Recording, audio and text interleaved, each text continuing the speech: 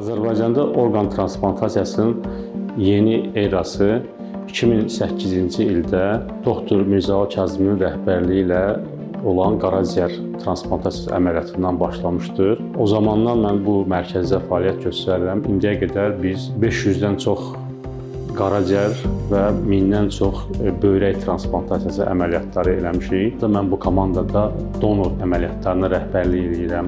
Dediyim kimi 500-dən çox canlıdan orqan transplantasiya əməliyyatlarında donor əməliyyatlarını mən icra etmişəm. Donor əməliyyatları bu transpantasiya canlıdan, xüsusilə canlıdan transplantasiya əməliyyatında çox həssas bir nöqtədir, çox vacib bir elementdir. Bu əməliyyatların özəlliyi, incəliyi ondan ibarətdir ki, burada donorun həyatı prioritetdir. Əməliyyat zamanı maksimum çalışmaq lazımdır ki, donora heç bir zərər dəyməsin və eyni zamanda da çıxarılacaq qreft yetərin qədər sağlam olmalıdır ki, resipiyentin də həyatı üçün təhlükə yaratmasın və əməliyyatın texniki rahat icra olmasını mümkün edəsin. Biz əməliyyatları açıq, həm qapalı üsulla icra edirik. Donor əməliyyatlarından danışıram.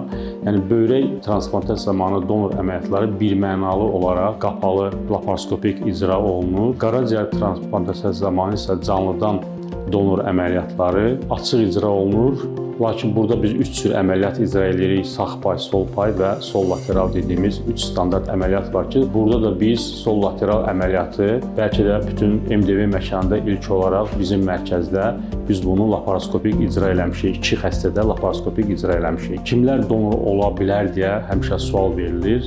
Yəni, hüquqi, tibbi, sosial, etik, əqli uyğun olan hər bir kəs donor ola bilər. Bundan ötürü biz müayinələr eləyirik. Donorun hazırlanması özü çox vacib bir hissəsidir bizim işimizin. Çünki əməliyyatın texniki uğurlu olmağı və əməliyyatdan sonra xəstələrin tez sağalması, daha az ağırlaşma ilə sağalması bu donorların hazırlanmasından asılı olan bir şeydir. Donor əməliyyatlarının riski varmı? Var, bəli. Donor əməliyyatlarının da riski var və bütün bu müayinələr və hazırlıqlar hamısı ondan ötürü olur ki, donor əməliyyatlarını biz minimuma endirək. Bu səbəbdən də biz ümumiyyətlə meyitdən transplantasiya əməliyyatlarını tərcih edirik. Yəni, məlumdur ki, son ayda biz Azərbaycanda və bütün Qafqazda ilk olaraq meyitdən transplantasiya əməliyyatını mərkəzimizdə icra elədik. Bu əməliyyatla biz yeni bir səhifə açdıq Azərbaycan səhiyyə tarixində və